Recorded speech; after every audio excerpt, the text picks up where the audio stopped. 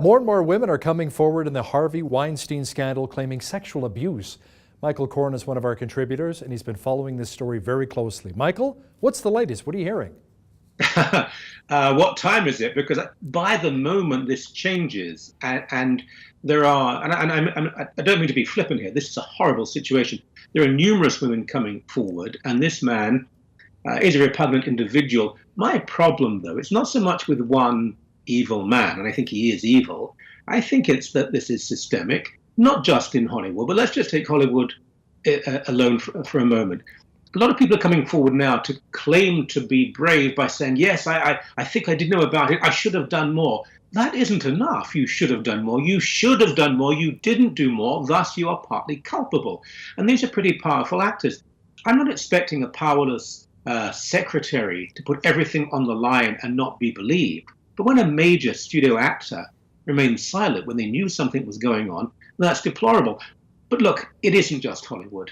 Where there is a power structure, where I'm afraid men have power over women. I mean, I've worked in a lot of places in my time.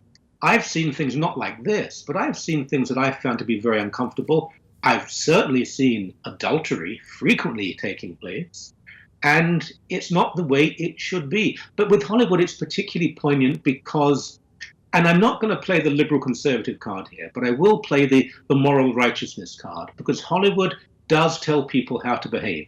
It tries to be the moral arbiter. We know best. Well, I'm afraid you lost that a long time ago. You lost that with Woody Allen. You lost that with Roman Polanski. And you've lost it with Harvey Weinstein. And it's time to be far more humble in future. Well, Weinstein has taken off to Europe to get help.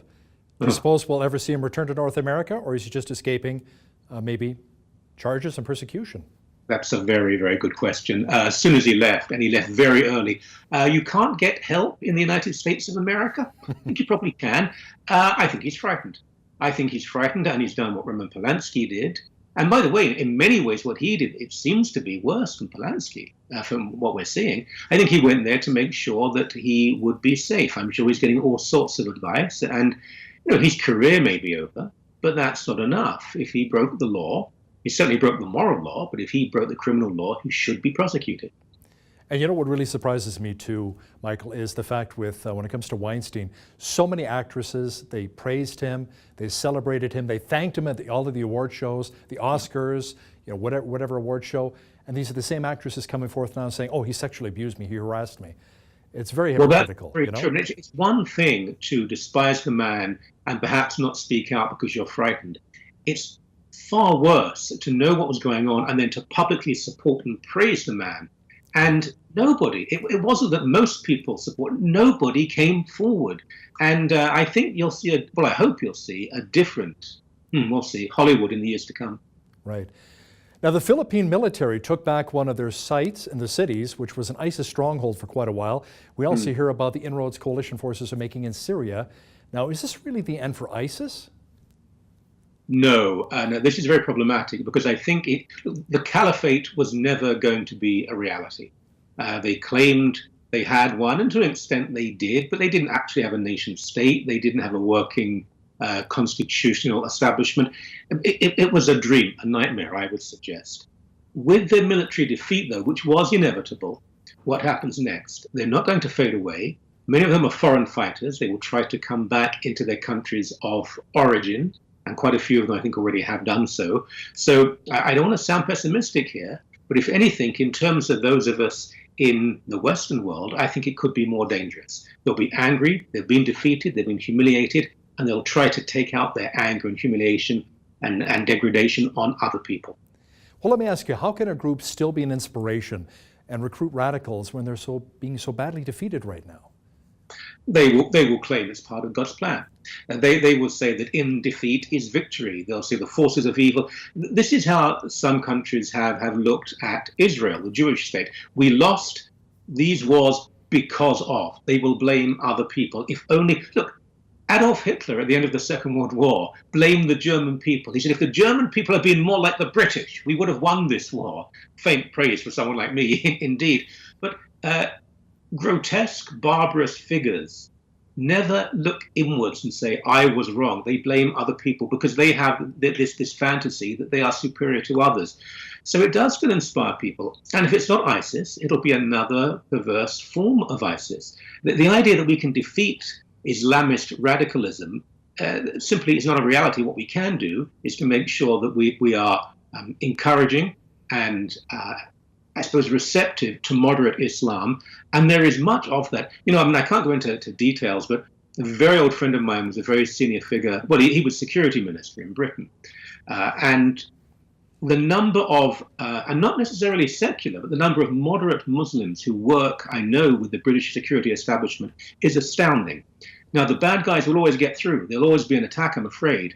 But I think you'd be amazed at how many of these attacks are thwarted, often by people within the Islamic community, the Muslim community, who are devout people, but do not believe in violence or terrorism. What's interesting, too, about ISIS is they claim responsibility for anything bad that happens. I stubbed my toe at the end of the table. ISIS claim responsibility again. They want to be larger than life, I guess, right? It's rather like, I mentioned Israel earlier. Every time there is some sort of attack in the Middle East and one leader is killed, an Arab country or an Arab group will say it was the Mossad. And the Mossad may be influential, but it can't do everything and anything. But I know they sit back and they just rub their hands because it makes them seem more powerful. But it's not them most of the time. And ISIS claim, they claim the Las Vegas attack. They claim everything because who's going to say they didn't do it? And often they did. So as soon as there's a terrorist attack, they will claim responsibility. But we can't believe people who base their entire reality and philosophy on lies. Now let's talk a bit about Spain and Catalonia. Will there be bloodshed as Catalonia seeks independence? Any moment now it could be declared. I don't know. I don't think so. Some of the photographs and videos that we saw of the Spanish police sent from Madrid into Catalonia, we now know were not true. Actually, they were fake news. Now, Spain is not a barbaric country. It's a civilized constitutional democracy, a constitutional monarchy.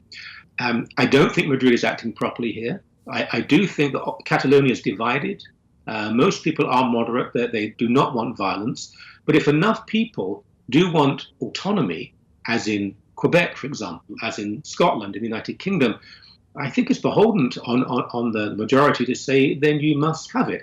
Now, there's a lot going on here because Barcelona is one of the major cities of Europe, a huge port. There's a lot of business and financial interests in Catalonia. And Madrid knows that if it does lose Catalonia, it will be problematic. But there's also historical context because Catalonia was quite resistant to Franco and to the nationalist or perhaps fascist movements of the 30s, 40s and 50s. And there's still some bad blood there.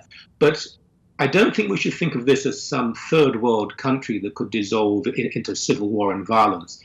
This is modern Spain, and I've always been stunned by how quickly Spain expunged Francoism and became a part of the European community. But remember, that's a crucial issue. The European community can't sit back and do nothing. This involves some very influential, powerful countries around Spain that I think will guarantee that the transition will be unpleasant for some, but I hope and pray and believe not violent. Now, staying in Europe, Michael, talk of German political parties forming a coalition government dealt a huge blow to France, which was hoping for more expansive fiscal policies from Berlin. The Greens, seen as France's closest ally on economic policy, appear to cave to Chancellor Angela Merkel's Conservatives and Free Democrats that a new government continue down a path of fiscal discipline. What are you hearing? Well, I've got a lot of sympathy for the German government because they have done all they can to hold Europe together. They have financially supported all sorts of nations that have not acted responsibly when it comes to finance. And in Greece, for example, look, what happened during the Second World War was a long time ago. And if any country has tried to expunge that filth, to say we were guilty and we are sorry, it is Germany. I have great admiration for modern Germany. And they can't be blamed all the time for everything that goes wrong. Merkel's been elected a record number of times now. Now, the problem with Germany is a small, very right-wing party was elected and is now in the German parliament. And all of the major German parties have to be careful that that party is kept on the fringe, is marginalized. But I do get a little bit impatient with countries around Germany blaming Berlin for everything that goes wrong with their economies. The Germans took in the East Germany. There was an economic basket case. And although it is still not performing as well as the West, what they've done there again is, relatively speaking, quite miraculous. So I have a lot of sympathy for Germany in this case, and the rest of Europe, and including France, which I don't think has acted very well in this case, should look again. Now, there's a quote in the Bible which says, "A kingdom divided against itself cannot stand." A Republican senator has attacked Donald Trump and will not run again. Is the Republican Party splitting? What are your thoughts? Question. I mean, there are two senators, and one in particular.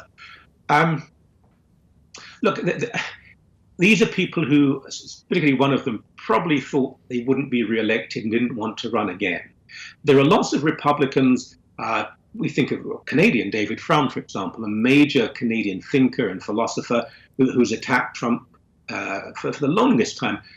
Most people in the Republican intellectual movement are attacking Donald Trump. He isn't a traditional Republican. The former presidents, the Bush father and son, they've condemned him as well. What we're seeing now, I think, is a Trump coalition and the traditional Republican Party. Now, if that is maintained at the next election, and if somebody did run, I don't think they will, but if somebody ran as a Republican against Donald Trump and with the Democrats, that would pretty much guarantee a Democrat victory. But I don't know, because every time we think Donald Trump has gone too far, he seems to pick up some success. If it's always about the economy. If the economy is successful, if there was a military conflict, which is by no means beyond the pale of possibility at this point, khaki elections are always successful for the party in government, he could still win another term in office. But yes, it could well be, and it's not unique, there are precedents in history, that this could be the end of a major party as we know it. It could be the end of the Republican Party as we've known it now since the 1930s. But remember, American parties, Whig Party and Federalist Party, they do change and reform and reshape. And the Republican Party of Lincoln, as opposed to the Democrat Party at the time, that was very conservative. So it's a very mutable form of politics in the United States. Now, we only have a few moments left here. Now, it's the 500th anniversary of the Reformation next week. What does that mean for the church today, Michael? I've written extensively about this. I think everyone, Maclean's and Walras and the Globe, I think it's a wonderful celebration. Look, Martin Luther was a deeply flawed man. He was a man who lost his temper a lot. Issues of anti-Semitism are still very troubling. But what he did was to light the torch, which blew Christendom apart, and it needed that. The church and history even needed a reboot. And he was successful in achieving that. In many ways, he also was a pioneer of modernism and modernity. Women's rights, equality, multiculturalism, diversity, freedom of speech. I would suggest all of these are products of the Reformation, and the man who initiated the Reformation, and then Calvin and Zwingli and Huss and Cranmer and so on, but the man who really started it in 1517, nailing those 95 theses, was Martin Luther. So I will be celebrating this, and whatever one's religion or lack of it, they should be celebrating it too. One of our contributors, Michael Coren, thanks so much for joining us again on Bridge City News. Always a pleasure.